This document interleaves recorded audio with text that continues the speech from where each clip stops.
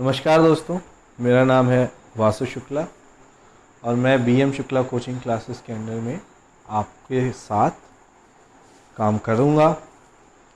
आज के वीडियो में हम 10th क्लास का चैप्टर नंबर 2 पॉलिनोमियल स्टडी करेंगे। अगर आपको हमारे पढ़ाने की टेक्निक अच्छी लगती है तो आप हमारे वीडियोस को अपने दोस्तों के साथ शेयर कर लीजिए।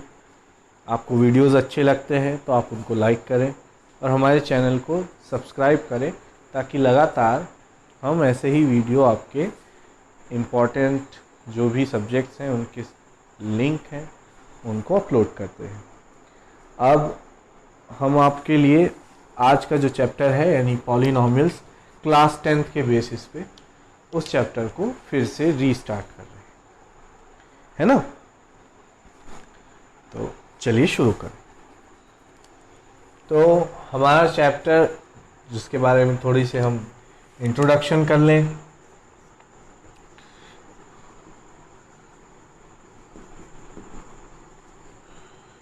इंट्रोडक्शन में हम ये बात करेंगे कि बेसिकली ये जो चैप्टर है मैथमेटिक्स के एक ऐसे क्लास से आता है जिसको हम कहते हैं अलजेब्रा।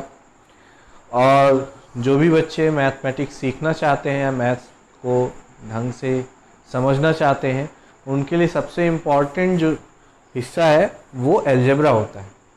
और ये जो सीरीज़ है ये अलजेब्रा के अंतर्गत आती है यानी पॉलिनोमियल सीरीज। ये जो चैप्टर मैं पढ़ा रहा हूँ ये चाहे MP बोर्ड के बच्चे हों या CBSE बोर्ड के बच्चे हों, दोनों के लिए इम्पॉर्टेंट है क्योंकि अब सिलेबस में कोई डिफरेंस वैसे भी नहीं है। तो जो भी यहाँ मैं पढ़ाने जा रहा हूँ ये 10th क्लास के बच्चों के लिए इम्पॉर्टेंट है। तो वीडियो में जब हम आगे बढ़ रहे हों तो 10th क्लास के बच्चे इसको ढंग से इसका नोट्स भी बनाएं और इसी लेक्चर का मैं आपको PDF भी प्रोवाइड करूँगा। साथ ही साथ आप घर बैठे सारे लेक्चर्स देख सकें और हमसे कनेक्ट हो सकें, अपनी प्रॉब्लम्स बता सकें। इसके लिए हम टेलीग्राम चैनल भी ओपन करके रखे हुए हैं। आप वहाँ पे हमसे कांटेक्ट कर सकते हैं, अपनी प्रॉब्लम शेयर कर सकते हैं, वीडियोस में कमेंट के थ्रू अपनी प्रॉब्लम शेयर कर सकते हैं। हम वीकली लाइव सेशंस के थ्रू उन सभी प्रॉब्लम्स को सॉल्व करके आप तक पहुँचाएंगे और उनका डिटेल्ड एक्सप्लेनेशन आपको देते रहेंगे, जिससे आपको मैथमेटिक्स और फिज़िक्स जैसे हिस्सों में कोई दिक्कत नहीं आए, है ना। Let's start. तो इंट्रोडक्शन से स्टार्ट करते हैं। ये हिस्सा आता है अलजेब्रा के अंदर और अलजेब्रा के अंदर एक बहुत ही इम्पॉर्टेंट बात होती है बैकबोन, जिसको हम कहते हैं अलजेब्रिक एक्सप्रेशन। अलजेब्रिक एक्सप्रेशंस, कोई भी अलजेब्रिक एक्सप्रेशन 3 चीज़ों से मिलकर बना होता है। इसमें जो पहला इंग्रेडिएंट होता है उसको कहते हैं हम मैथमेटिकल क्वांटिटीज। Mathematical quantities. दूसरी जो चीज होती है जिसको हम बोलते हैं ऑपरेशंस। तीसरी जो चीज होती है मैथमेटिकल रूल्स।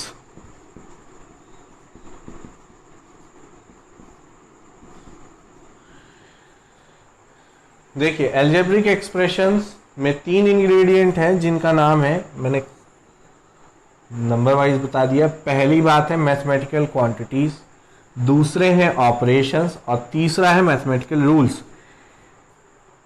कौन से रूल्स? इन ऑपरेशंस को सही ढंग से अपन अप्लाई कर सकें किसी भी 2 मैथमेटिकल क्वांटिटीज के बीच में या एक किसी मैथमेटिकल क्वांटिटी के लिए, तो सही ढंग से इन ऑपरेशंस को हम यूज कर सकें।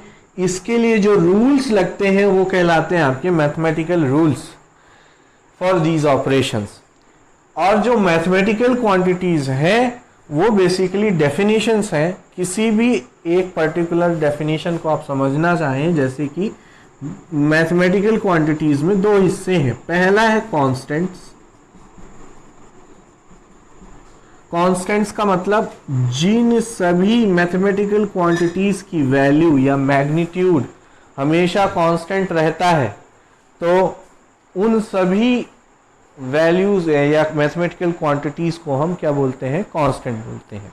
कांस्टेंट से मतलब भी समझा दे रहा हूं और यही ब्रैकेट में लिख भी दे रहा हूं, मैग्नीट्यूड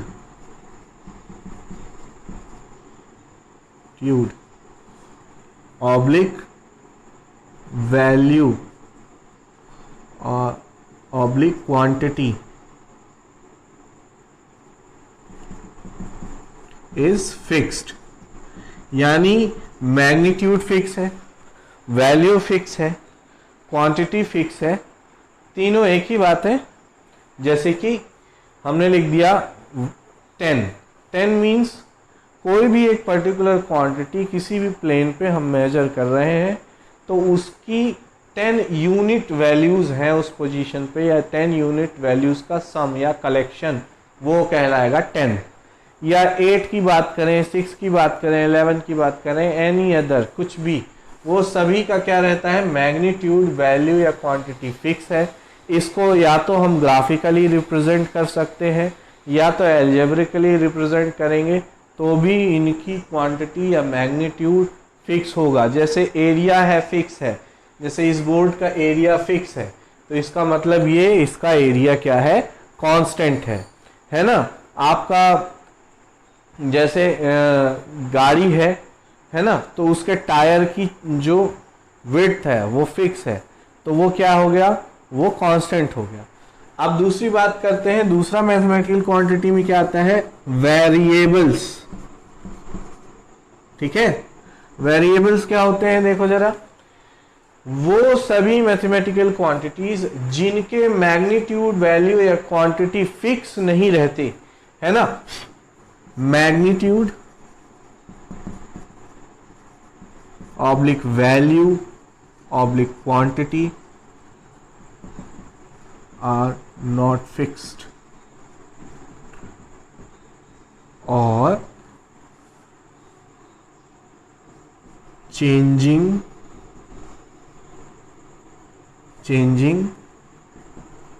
intentionally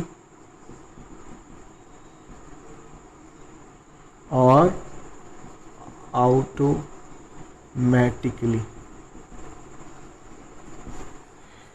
ऐसी कोई मैथमेटिकल क्वांटिटी जिसका मैग्नीट्यूड वेरिएबल हो, वो या फिक्स ना हो या वो कंटिन्यूअसली चेंज होता हो,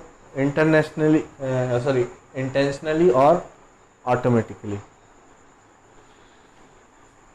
तो उन सभी को हम क्या बोलते हैं, वेरिएबल बोलते हैं।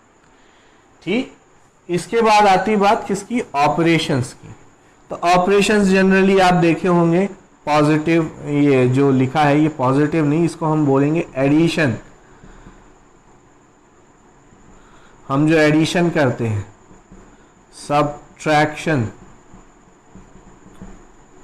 है ना, मल्टीप्लिकेशन, डिवीजन, सर्ड्स। ठीक है, सर्ड्स हो गए। सर्ड्स के अलावा क्या हो गए आपके, और भी बहुत सारे फंक्शंस हैं, है ना, पावर में हो गए या कुछ पावर में हो गया, है ना, यहाँ कुछ लिखा हुआ है अंदर ब्रैकेट के और उसका पावर कुछ चढ़ गया, 2, 3, n जो भी, तो वो सभी क्या कहलाते हैं, आपके ऑपरेशंस कहलाते हैं। नेक्स्ट बात है मैथमेटिकल रूल्स। सारे के सारे मैथमेटिकल रूल्स फॉलो होने चाहिए जब हम इन ऑपरेशन और इन क्वांटिटीज के बीच में कर रहे हो ऑपरेशन, तो सारे के सारे हमारे रूल्स फॉलो होने चाहिए। रूल्स फॉलो होने का मतलब ये है कि लेट सपोज हमारे पास सब्ट्रैक्शन का ऑपरेशन हम इस्तेमाल कर रहे हैं यहाँ पे, है ना, सब्ट्रैक्शन का एग्जाम्पल है। तो एग्जाम्पल है, लेट सपोज करो कि यहाँ पे हमें कोई क्वांटिटी रखनी होगी और यहाँ पे एक कोई क्वांटिटी रखनी होगी, इन दो जगहों पे, सब्ट्रैक्शन के पहले और सब्ट्रैक्शन के साइन के बाद में। अब अगर हमने मान लो लेट सपोज करो यहाँ 5 हमने पुट कर दिया, लेकिन इसके बाद सब्ट्रैक्शन के बाद यहाँ पे हमने क्वांटिटी कोई नहीं पुट करी, तो जब अगर हम कोई क्वांटिटी पुट नहीं करेंगे तो इसका मतलब क्या हो जाएगा कि ये हमारा ऑपरेशन गलत है, ये हम ऑपरेशन को गलत ढंग से रिप्रेजेंट कर रहे हैं। अगर हमें यहाँ पे कुछ नहीं भी रखना है तो कम से कम यहाँ पे हमें 0 पुट करना ही चाहिए, क्योंकि ये मैथमेटिकली फिर इनकरेक्ट हो जाता है। अगर आप समझ लीजिए कि अगर आप मल्टीप्लिकेशन कर रहे हैं, यहाँ पे आपने कुछ रखा है, लेट सपोज करो x रख दिया आपने यहाँ पे, ठीक है, और x रखने के बाद यहाँ पे आपने कुछ नहीं रखा, x मल्टीप्लाइड टू whom, किस पे, किसके साथ मल्टीप्लाई हो रहा। तो ये एग्जाम्पल आपको समझना चाहिए कि आप अगर मल्टीप्लिकेशन कर रहे हैं तो जो भी ऑपरेटर यूज कर रहे हैं तो यथासंभव, यानी कि जब भी जहां पे भी हमें क्वांटिटीज को पुट करने की जरूरत हो वहां क्वांटिटीज जरूर पुट करनी है, और क्वांटिटीज नहीं पुट कर पा रहे हैं, है ना, तो भी जो भी उनके डेफिनेशंस के हैं उनके अनुसार हमें कोई ना कोई एक क्वांटिटी पुट करनी चाहिए, क्योंकि ये गलत फिर ऑपरेशन कहला जाता है। इसलिए जब भी हम कोई ऑपरेशन यूज करें तो ऑपरेशन जिन भी क्वांटिटीज, मैथमेटिकल क्वांटिटीज के बीच में यूज कर रहे हैं उनको पुट करना, जिस भी जगह हमें पुट करना चाहिए वहां पुट करना जरूरी है ना। अगर आपने सर्ड लिख दिया, लेट सपोज करो सर्ड लिख दिया, ये क्यूब रूट है और अंदर आपने कुछ पुट ही नहीं किया, तो ये अगर आप कंप्यूटर या कैलकुलेटर में ऐसा आप टाइप करके बोलोगे कि इक्वल टू पूछो कि ये कितना होगा, तो वो हमेशा एरर बताएगा, क्योंकि उसे कुछ भी ऐसा मिला ही नहीं जिसका उसको क्यूब रूट निकालना है।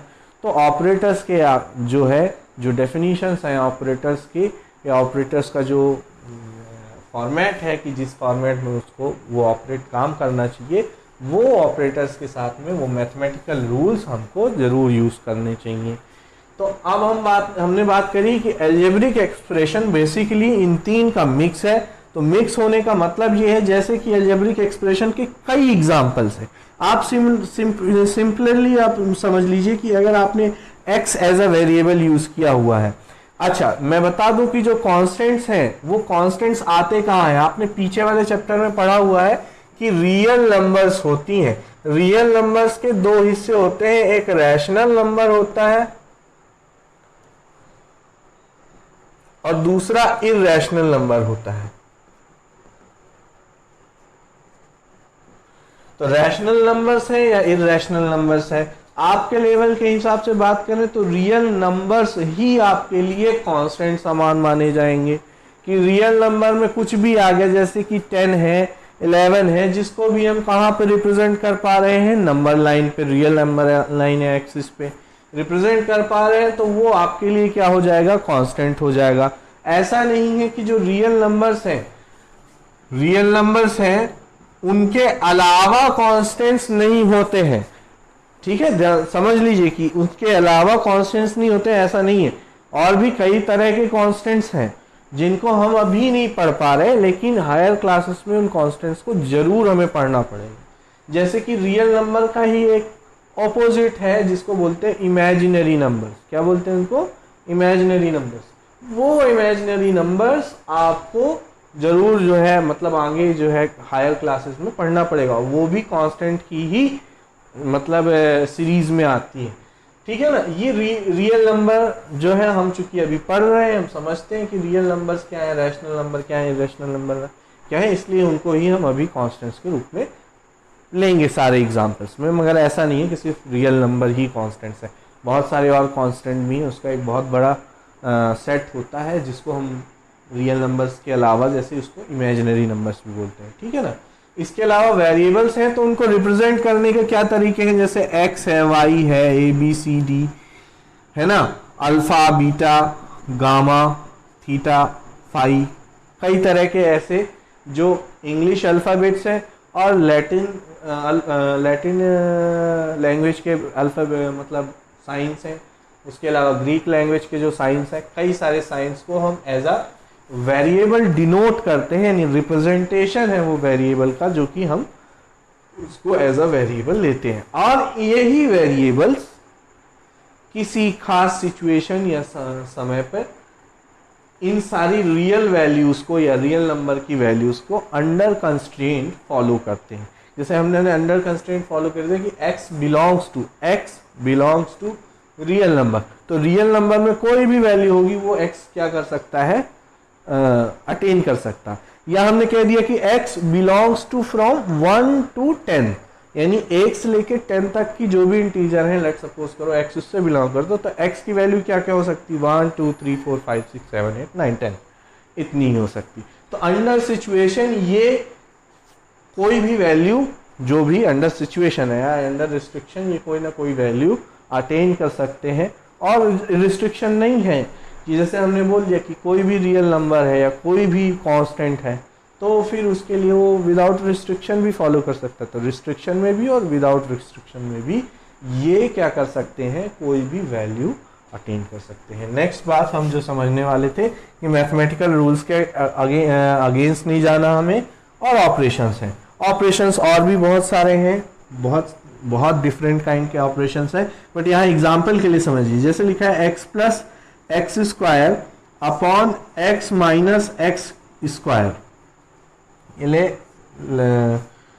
Sorry 1 plus x plus 1 minus x square. तो ये क्या हो गया, एक एल्जेब्रिक एक्सप्रेशन हो गया। देखिए जरा यहाँ पे कितने ऑपरेटर्स हैं, कितनी जगह है वो देखिएगा। यहाँ पे एक ऑपरेटर ऊपर, एक पोजीशन ऊपर है, ये देखिए ऑपरेटर नंबर 1 यहाँ पे है। इसके बाद यहाँ पे 3 ऑपरेटर हैं जिनमें कांस्टेंट भरे गए हैं।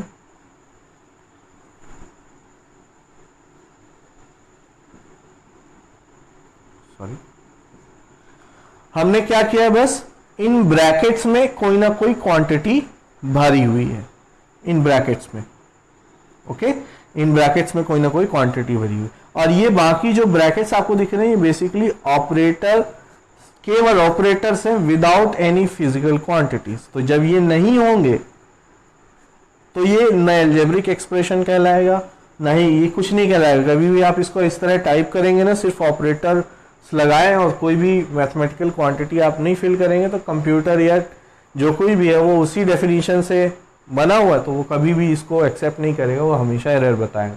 तो यहाँ पे समझिए ये हो गया एल्जेब्रिक एक्सप्रेशन का एक एग्जाम्पल। दूसरा एल्जेब्रिक एक्सप्रेशन का एग्जाम्पल ये हो गया, ये भी एल्जेब्रिक एक्सप्रेशन है। तीसरा एल्जेब्रिक एक्सप्रेशन का एग्जाम्पल देखिए जरा, x upon 3 plus 3 upon x plus x square by 1 plus x, ऐसा लिख दिया। देखिए जरा x यहाँ है, ये 3 डिवाइड बाई एक्स है, तो ये सब के सब क्या है, एल्जेब्रिक एक्सप्रेशन के अंदर ही आते हैं, ठीक है ना। ये सब के सब एल्जेब्रिक एक्सप्रेशन के अंदर ही आपको मिलेंगे। ये जो आप एल्जेब्रिक एक्सप्रेशन पढ़ रहे हैं अभी, ये एल्जेब्रिक एक्सप्रेशन एक बड़ी फैमिली है, और इसी ही एल्जेब्रिक एक्सप्रेशन की बड़ी फैमिली के अंदर में कौन सा आता है, आपका पॉलिनोमियल। यानी कि ये समझिएगा कि इस एल्जेब्रिक एक्सप्रेशन को अगर हम ऐसे इतनी बड़ी फील्ड से हम डिनोट करते हैं कि ये एल्जेब्रिक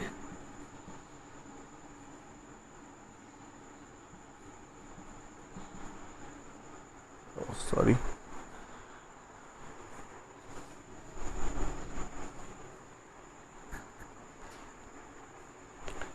एल्जेब्रिक एक्सप्रेशन,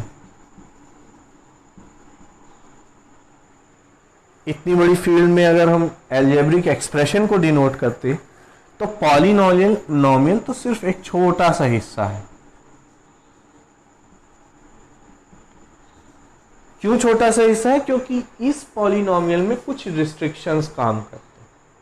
इस पॉलिनोमियल्स में रिस्ट्रिक्शंस कैसे काम करते हैं अभी आप समझना है। इसमें नंबर ऑफ टर्म्स आपको कितने दिख रहे हैं, एक ही है। इसमें जो नंबर ऑफ टर्म्स है देखिए जरा, 1 plus x square upon 1 minus x square, क्योंकि यहाँ भले प्लस बीच में लगा हुआ है लेकिन टोटल ब्रैकेट में डिवाइड लगा हुआ है। यहाँ पे क्या है, दो अलग अलग एक्सप्रेशंस का क्या है, डिवीजन हो रहा है, और ये एक ही टर्म से। यहाँ पे आप देखो तो नंबर ऑफ टर्म कितने होंगे, देखिए जरा 1 2 3 और 4। यहाँ पे आपको 4 नंबर ऑफ टर्म्स दिखेंगे, क्योंकि देखिए जरा 1 एक टर्म है और एक टर्म में ही पूरा का पूरा ऑपरेशन खत्म हो गया। इसके बाद हम एडिशन कर रहे हैं, 1 plus x square plus x cube, तो यहाँ पे एक दूसरा ऑपरेशन है, या x है या दूसरा वेरिएबल आ गया, यहाँ पे दूसरा वेरिएबल पावर 2 में आ गया, यहाँ पे पावर 3 में आ गया। यहाँ पे देखिए जरा ये एक टर्म हो गया, ठीक। यानी अगर कोई दो मैथमेटिकल क्वांटिटीज है उनके बीच अल्टीमेटली क्या हो रहा है, एक मैथमेटिकल क्वांटिटी का दूसरी मैथमेटिकल क्वांटिटी से मल्टीप्लिकेशन या डिवीजन हो रहा हो एक ही टर्म में, तो वो पूरा का पूरा टर्म एक कहलाएगा। ऐसे ही 3/x भी पूरा का पूरा एक ही टर्म है, ऐसे ही x²/1+x भी एक ही टर्म है, ये दो टर्म नहीं है, भले यहाँ डिवाइड में 1+x हो, क्योंकि 1+x डायरेक्टली होलली डिवाइड हो रहा है किसमें, x² में, दैट इज वाई ये सिर्फ एक ही टर्म है। सो ये हो गए नंबर ऑफ टर्म्स की बात करते हैं। तो हम बात करने जा रहे हैं कि जहां पॉलिनोमियल आता है वहां क्या होता है।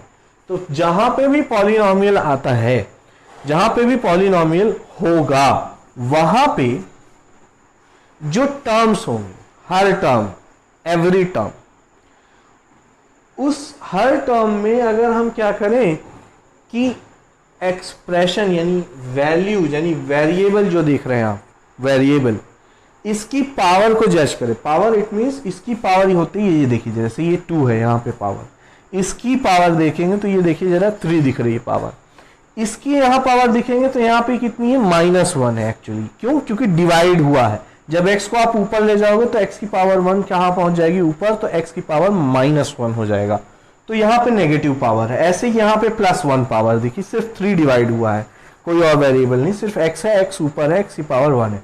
तो जब हम पॉलिनोमियल में कभी भी अगर हम क्या करते हैं, पॉलिनोमियल को देखते हैं, तो पॉलिनोमियल में क्या होता है, power of variable in each term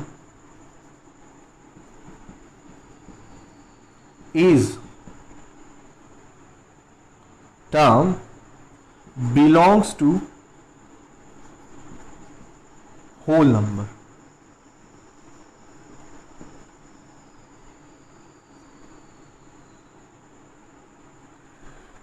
जो पावर होगा हर टर्म में, यानी ईच टर्म, हर टर्म में जो पावर होगी उसकी, वेरिएबल हमेशा क्या होगा, वो उसकी पावर कितनी होगी, होल नंबर से ही मिलेगी।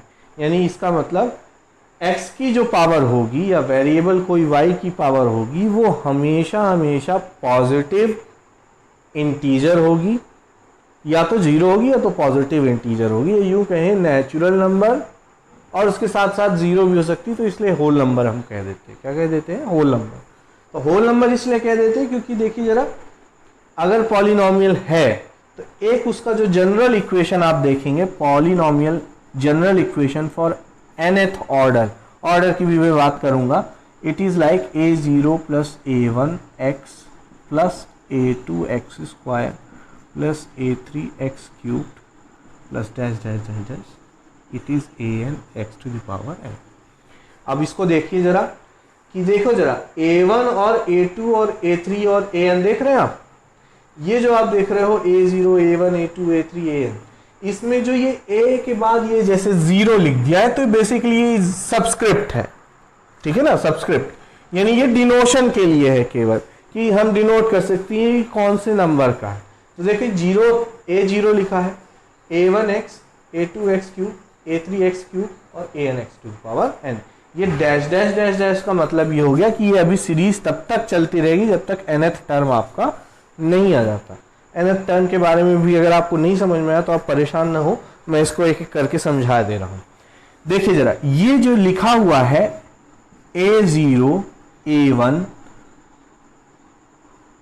a2 a3 a4 dash dash dash dash an, ये बेसिकली सारे के सारे क्या है, कांस्टेंट है। क्या है, सारे के सारे क्या है, कांस्टेंट्स है।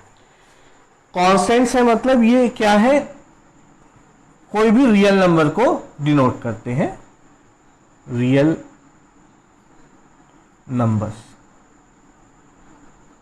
किसको डिनोट करते हैं, रियल नंबर्स को। तो a0 a1 a2 a3 a4 dash dash dash dash an, ये सारे के सारे रियल नंबर्स को डिनोट करते हैं, ठीक है। और ये जो देख रहे हैं, देखिए जरा, ये हो गया नंबर ऑफ टर्म, ये एक टर्म हो गया, ये दूसरा, ये तीसरा, ये चौथा, ये डैश डैश डैश, ये n+1th टर्म है। तो ये टर्म है, मतलब टर्म है कि एक है प्लस, तो प्लस के इधर भी एक मैथमेटिकल क्वांटिटी है, प्लस के इधर भी एक मैथमेटिकल क्वांटिटी। लेकिन समझिएगा मैथमेटिकल क्वांटिटी यहाँ दो है, दोनों आपस में मल्टीप्लाई हैं। लेकिन मैंने बताया कि जहाँ पे भी दो मैथमेटिकल क्वांटिटी आपस में मल्टीप्लाइड हो जाए या डिवाइड हो जाए, वो दोनों के दोनों चीज़ें या मैथमेटिकल क्वांटिटीज मिल के फिर एक क्वांटिटी या एक टर्म को बनाएंगे। यहाँ पे देखिए ऐसे a2 में x फिर से एक बार x मल्टीप्लाई है, तो a2 x स्क्वायर हम बोल देते हैं, तो ये भी एक ही टर्म है ना, तो उससे उसमें आपको समझने में दिक्कत नहीं होगी। और यहाँ पे x क्या है, आपका वेरिएबल है, x क्या है आपका वेरिएबल। और a0 a1 a2 a3 actually क्या है, कोफिशिएंट्स ऑफ टर्म्स कहलाते हैं। क्या कहलाते हैं, कोफिशिएंट ऑफ टर्म्स। तो कोफिशिएंट ऑफ टर्म्स का मतलब क्या हो गया कि a0 a1 a2 क्या है, x की पावर 1 के टर्म का कोफिशिएंट क्या हो गया, a1 हो गया। x की पावर 2 के टर्म का कोफिशिएंट क्या हो गया, a2 हो गया। इसी तरह x की पावर 3 के टर्म का कोफिशिएंट क्या हो गया, a3। इसी तरह x to the power n के टर्म का कोफिशिएंट क्या हो गया, an। अब देखिए जरा इस पॉलिनोमियल का जो ऑर्डर है, इस पॉलिनोमियल का क्या कहलाएगा, जो ऑर्डर, तो पॉलिनोमियल का जो ऑर्डर कहलाएगा वो n कहलाएगा। मतलब क्या करें, हम सर्च करें, अगर हम समझ जाएं कि सारे के सारे टर्म्स में जो वेरिएबल की पावर है वो होल नंबर है, अगर पॉजिटिव इंटीजर है, अगर ये हमको समझ में आ जाए, तो जब पॉजिटिव इंटीजर है हमको समझ में आ गई, तो इसका ऑर्डर हम कैसे डिसाइड करेंगे, सारे के सारे टर्म्स को देखिए, उन सभी टर्म में से जो भी वेरिएबल के टर्म्स में सबसे ज्यादा हाईएस्ट ऑर्डर हो, हाईएस्ट मतलब सबसे ज्यादा का ऑर्डर हो या पावर हो, जिसको हम बोल देते हैं, यानी सबसे ज्यादा बार वेरिएबल जिस टर्म में भी मल्टीप्लाई हुआ हो खुद से, तो वो टर्म में जो पावर होगी उस पावर को हम बोलेंगे n, यानी order of the polynomial, order of the polynomial. ठीक है, इसको हम क्या कहेंगे, ऑर्डर ऑफ द पॉलिनोमियल। वहीं फिर अपन क्या करेंगे, इसमें देखेंगे number of terms, maximum number of terms. अगर कोई n ऑर्डर का पॉलिनोमियल है, nth ऑर्डर का पॉलिनोमियल है, तो उसमें मैक्सिमम नंबर ऑफ टर्म्स जो हो सकते हैं किसी पॉलिनोमियल में, तो वो होंगे कितने, n+1। देखें कैसे, देखिए जरा, ये 1 2 3 dash dash dash dash n, तो n टर्म्स हो गए। अब n टर्म्स में एक टर्म कौन सा जुड़ गया, ये देखिए जरा, a0 वाला। अच्छा, a0 की क्या यहाँ पे सिग्निफिकेंस है, वो सिग्निफिकेंस ये है, जीरो का मतलब ये है कि यहाँ पे वेरिएबल की पावर क्या हो गई है, 0।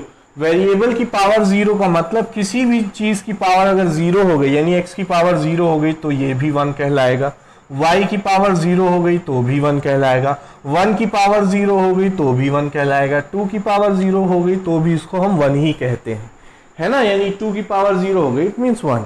तो इसी प्रकार से हम ये कहेंगे कि ये a0 है, इसके साथ कोई वेरिएबल दिख नहीं रहा, तो हम ये मान लेंगे कि यहाँ पे 1 का मल्टीप्लाई हुआ है, और इस 1 की जगह जो वेरिएबल यूज हुआ है x, इसकी पावर हम क्या मान लेते हैं, 0। तो इसको हम कहते हैं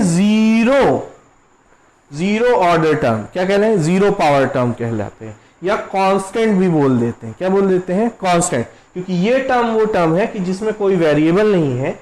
अगर कोई वेरिएबल नहीं है तो इस टर्म में क्या कहलाएंगे, इसको हम कांस्टेंट टर्म बोलेंगे। और कांस्टेंट टर्म का मतलब ये हर बार उतनी ही अमाउंट में ऐड होगा ये टर्म, भले चाहे x चेंज हो जाए, x की वैल्यू 1 होगी तो a1 1 टाइम्स ऐड होगा, वहीं x की वैल्यू 2 होगी तो a1 2 टाइम्स ऐड होगा, x की वैल्यू 3 होगी तो 3 टाइम्स ऐड होगा a1, लेकिन x की वैल्यू कुछ भी हो, a0 उतना ही ऐड होगा। तो इसलिए क्या हो गया हमारा, इस पॉलिनोमियल में ये हमारा क्या होगा, 0 ऑर्डर टर्म या कांस्टेंट टर्म कहलाता है। तो हम समझ गए कि ऑर्डर क्या है पॉलिनोमियल का, हमको पॉलिनोमियल चेक करना है, देखना है पॉलिनोमियल में उसका ऑर्डर मैक्सिमम कहाँ मिलेगा।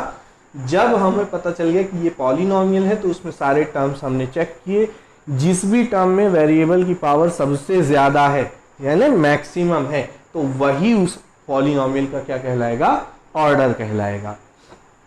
ठीक है, तो पॉलिनोमियल ये होते हैं। पॉलिनोमियल्स के अलावा अब ये आपको 2-3 चीजें और सीखनी, जैसे कि पॉलिनोमियल्स का टाइप कितना होता है, क्या कौन कौन से टाइप के होते हैं। जैसे अभी यहाँ पे आपको सिर्फ एक ही वेरिएबल दिख रहा होगा, वो है x, एक ही वेरिएबल दिख रहा है वो x। तो अब मैं अभी आपको जो है थोड़ा सा पॉलिनोमियल के टाइप्स बताने जा रहा हूं विथ रिस्पेक्ट टू कितने वेरिएबल उसमें यूज हुए हैं, कितने ऑर्डर का है, कितने वेरिएबल यूज हुए हैं और कितने ऑर्डर का है। तो इसके हिसाब से हम पता करेंगे कि कौन सा एक्सप्रेशन किस तरह का है या कौन सा पॉलिनोमियल किस तरह का है ना। तो इसको देखते हैं।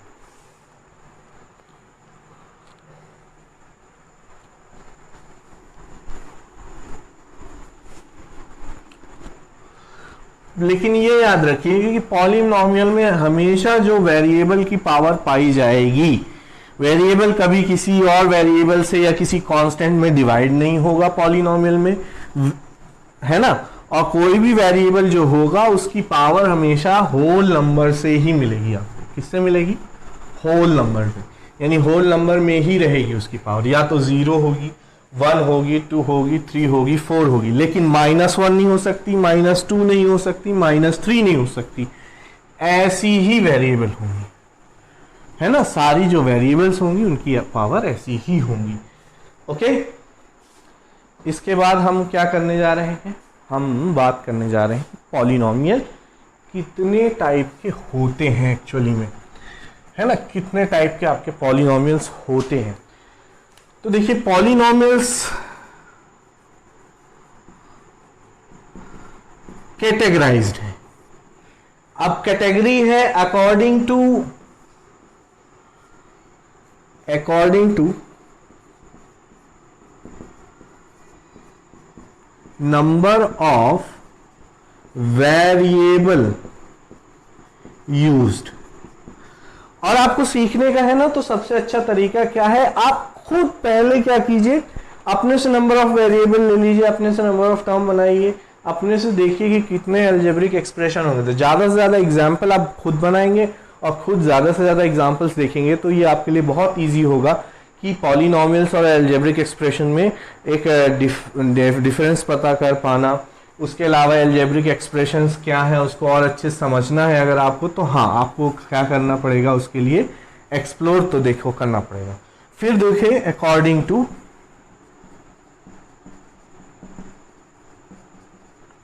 ऑर्डर, किसी बात कर रहा हूं, ऑर्डर। अगर आपका सिर्फ सिंगल वेरिएबल यूज हुआ है, क्या यूज किया है, क्या यूज किया है, सिंगल वेरिएबल, एक ही वेरिएबल यूज किया है, जैसे कि x ही x है, उसमें सारे के सारे जो टर्म्स हैं उनमें सिर्फ x यूज हुआ है, x की पावर्स यूज हुई हैं, तो उसको बोलते हैं सिंगल वेरिएबल, है ना, या यूनि वेरिएबल या सिंगल वेरिएबल बोलते हैं। 2 वेरिएबल्स x और y यूज हो गया, या a और b यूज हो गया, एक्सेट्रा एक्सेट्रा, कुछ भी, है ना। फिर उसको मल्टी वेरिएबल भी बोल देते हैं, यानी जहां पे भी ट्रिपल वेरिएबल यानी x y z आ गया, a b c आ गया, उनको हमने मिक्स किया हुआ है और वो सभी वेरिएबल्स क्या है, डिफाइंड है कि ये वेरिएबल है।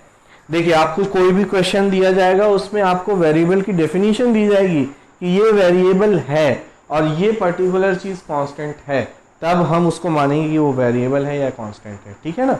अब इसको देखिए जरा, सिंगल वेरिएबल, 2 वेरिएबल, ठीक है ना। ऑर्डर के अकॉर्डिंग 0 ऑर्डर पॉलिनोमियल। अब आपको मैंने इतना पढ़ा है तो समझ में आ गया होगा कि 0 ऑर्डर पॉलिनोमियल वो होगा जहां अपन सिर्फ कांस्टेंट्स का इस्तेमाल करेंगे।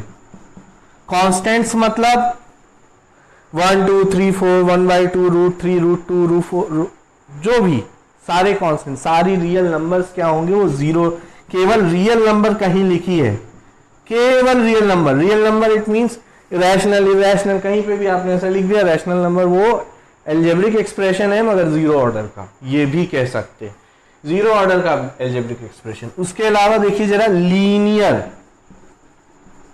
पॉलिनोमियल, इसको हम क्यों बोलते हैं लीनियर, क्यों बोलते हैं, इसको हम पावर 1 का पॉलिनोमियल बोलते हैं।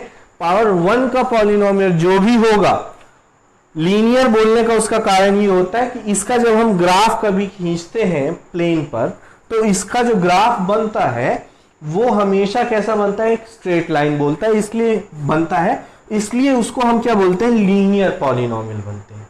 आप आगे वाले चैप्टर्स में भी जस्ट आगे वाले चैप्टर्स में आप पढ़ोगे equations of two variables, linear equations of two variables. तो linear equation of two variable का मतलब ये है कि टू वेरिएबल का जो इक्वेशन होगा वो आपको जब ग्राफ प्लॉट होगा तो उसमें हमेशा लीनियर होगा, यानी लीनियर ग्राफ बनता है ना। तो ये किस तरह का हो सकता है, जैसे x, ठीक है, कॉमा x प्लस वाई, है ना, कॉमा 3x माइनस 2, है ना, 3x माइनस 5y प्लस 2, ऐसा लिख दिया। तो ये भी पॉलिनोमियल है, लेकिन लीनियर पॉलिनोमियल क्यों है, क्योंकि जो भी वेरिएबल्स इसमें इस्तेमाल किए गए हैं, ये एक ही वेरिएबल इस्तेमाल किया है, इसकी भी पावर 1 है। यहाँ दो वेरिएबल इस्तेमाल किए हैं, दोनों की पावर क्या है, इंडिविजुअली 1 है। 3x माइनस 2, इसमें भी x की पावर यहाँ 1 है, x की पावर यहाँ 0 है, क्योंकि 2 के साथ कोई वेरिएबल नहीं। तो 3x माइनस 2 भी क्या है, एक लीनियर एक्सप्रेशन है, लीनियर पॉलिनोमियल है, ये भी लीनियर पॉलिनोमियल है। अभी ये यहाँ पर 3x minus 5y plus z लिखा हुआ है, यानी इसमें 3 वेरिएबल्स यूज किए हैं, लेकिन सारे वेरिएबल्स की पावर क्या है, एग्जैक्टली 1 है। इसमें n का ऑर्डर कितना होता है, यानी मैक्सिमम जो ऑर्डर होता है वो 1 होता है, यहाँ ऑर्डर क्या होता है, 0 होता है। इसी तरह जब हम n इज इक्वल टू 2 की बात करते हैं तो उसको बोलते हैं क्वाड्रेटिक पॉलिनोमियल,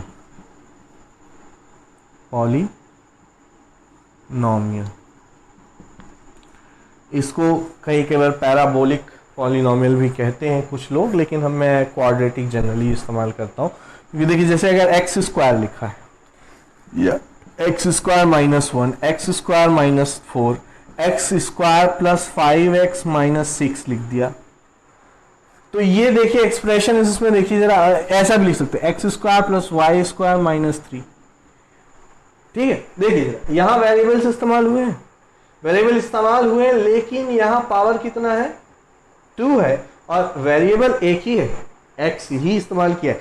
तो इसमें क्या होगा, ये सिंगल वेरिएबल क्वाड्रेटिक पॉलिनोमियल कहलाएगा। इसी प्रकार इसमें भी टर्म्स लेकिन 2 हैं, टर्म्स देखिए लगा 2 है, x की पावर 2 माइनस 4, टर्म्स कितने हो गए, 2। यहाँ x की पावर 2 प्लस 5x माइनस 6, इसकी पावर कितनी हो गई, ऑर्डर कितना हो गया, 2। और मैक्सिमम से मैक्सिमम जो नंबर ऑफ टर्म्स हैं, देखिए यहाँ पे कितने लिखे हुए हैं, 1, 2 और 3 है, 2 प्लस 1 यानी 3 वहीं पे, ठीक है। तो अब यहाँ देखो जरा, ये भी ऑर्डर 2 है, लेकिन यहाँ नंबर ऑफ टर्म्स कितने दिख रहे हैं, 2, क्योंकि तीसरा जो टर्म है उसका कोफिशिएंट क्या हो गया, 0 हो गया। तीसरा कोफिशिएंट यानी x की पावर 1 का कोफिशिएंट क्या हो गया, यहाँ पे 0 हो गया। यहीं पे अगर आप देखोगे, यहाँ पे x की पावर 2 का कोफिशिएंट 1, x की पावर 1 का कोफिशिएंट प्लस 5, x की पावर 0 का कोफिशिएंट माइनस 6। ऐसे ही यहाँ पे देखेंगे एक्स स्क्वायर का कोफिशिएंट 1, एक्स स्क्वायर का coefficient 1, x square coefficient 1, x square का कोफिशिएंट यहाँ भी 1, और यहाँ एक्स की पावर 0 का कोफिशिएंट कितना हो गया, 4 माइनस 4। ऐसे ही यहाँ पे जैसे लिख दिया 3x स्क्वायर, तो यहाँ एक्स स्क्वायर का कोफिशिएंट 3, वाई स्क्वायर का कोफिशिएंट 1, एक्स की पावर 0, वाई की पावर 0 वाला कोफिशिएंट क्या हो गया, 3, ठीक है ना। तो ये चीज है, तो ये हो गया क्वाड्रेटिक पॉलिनोमियल्स कहलाते हैं। इसके बाद n इज इक्वल्स टू 3 वाले क्यूबिक पॉलिनोमियल क्या कहलाते हैं,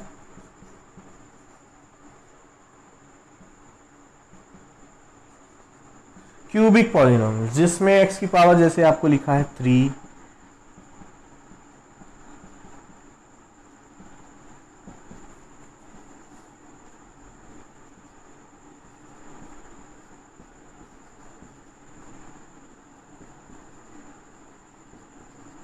ऐसा। अब ये तीनों ही पॉलिनोमियल क्यूबिक पॉलिनोमियल, और इसमें 2 वेरिएबल के हम नहीं लिखते, क्योंकि इसमें क्या हो जाता है कि फिर बहुत लंबा एक्सप्रेशन बन जाता है। हालांकि 1 वेरिएबल का देखिए जरा, उतना समझने की टेंशन नहीं ले, यहाँ पे देखिए जरा, x की पावर 3 का जैसे कोफिशिएंट यहाँ पे हमने ले लिया 2, तो x की पावर 3 का कोफिशिएंट क्या है 2, x की पावर 2 का कोफिशिएंट +5, x की पावर 1 का कोफिशिएंट -11, x की पावर 0 का कोफिशिएंट 6। नाउ यही आपको दूसरी बात समझनी चाहिए, सारे टर्म खंगा लिए, यहाँ देखिए जरा, x की पावर 0 है, यहाँ 1 है, यहाँ 2 है, और यहाँ x की पावर क्या है 3। यानी ऑर्डर किसका होना चाहिए, जिसमें भी वेरिएबल सबसे ज्यादा बार मल्टीप्लाई हुआ है। तो यहाँ पे देखिए x की पावर कितनी है 3 है, इसलिए इसका ऑर्डर क्या है n इज इक्वल टू 3 है। तो ये ऑर्डर के बेसिस पे है, तो ऑर्डर के बेसिस में क्लासिफिकेशन हुआ। और यहीं पे x की पावर 3 का कोफिशिएंट कितना हो गया आपका 2।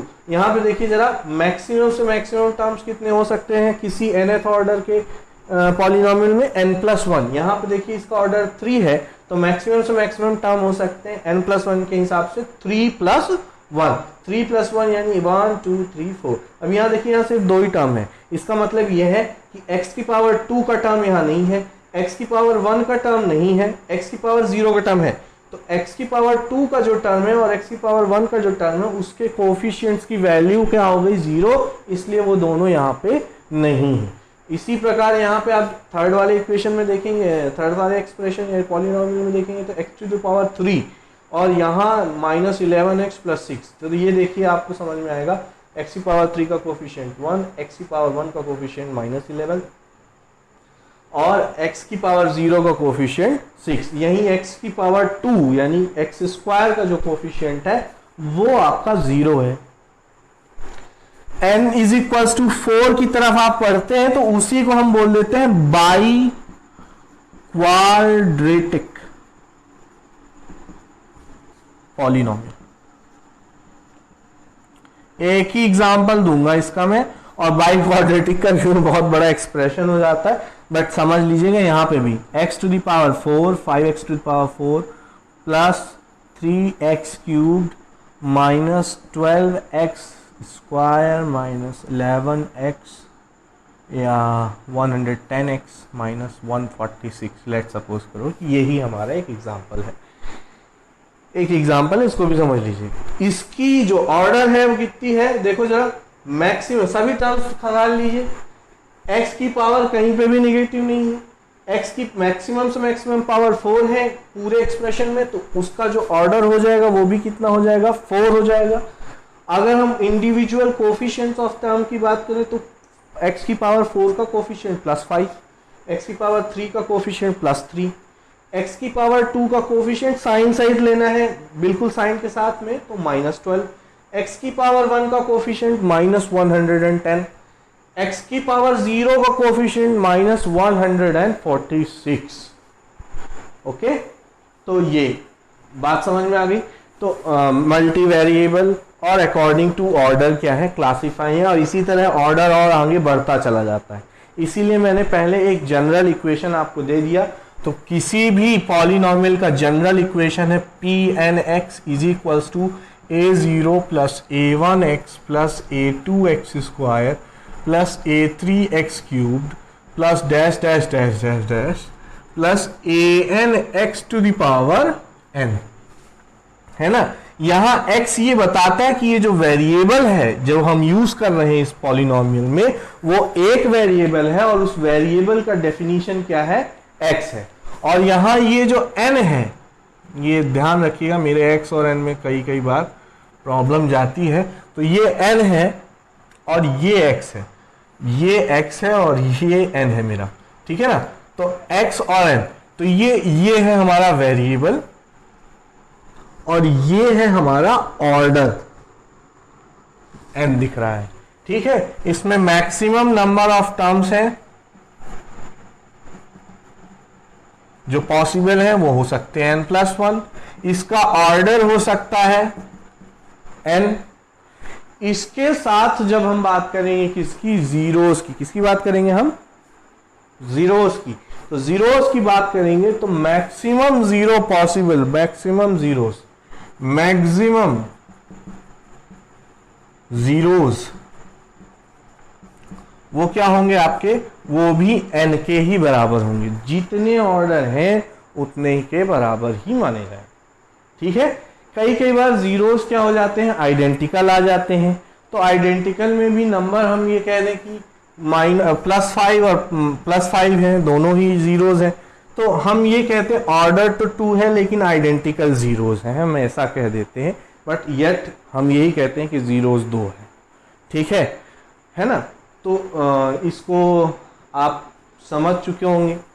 तो अब हम थोड़ा सा एक्सप्रेशन और पॉलिनॉमियल के बारे में हमने बता दिया कि पॉलिनॉमियल एक छोटी क्लास की फैमिली है जो कि एल्जेब्रिक एक्सप्रेशन के अंदर ही आती है, लेकिन एल्जेब्रिक एक्सप्रेशन और पॉलिनॉमियल को डिस्टिंग्विश किया जा सकता है ना।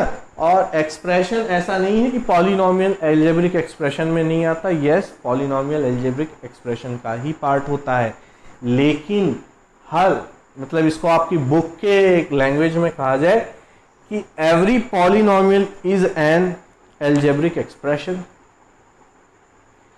But every algebraic expression is not a polynomial. इसको इस लहजे में समझेंगे तो समझ में आएगा कि हर एल्जेब्रिक एक्सप्रेशन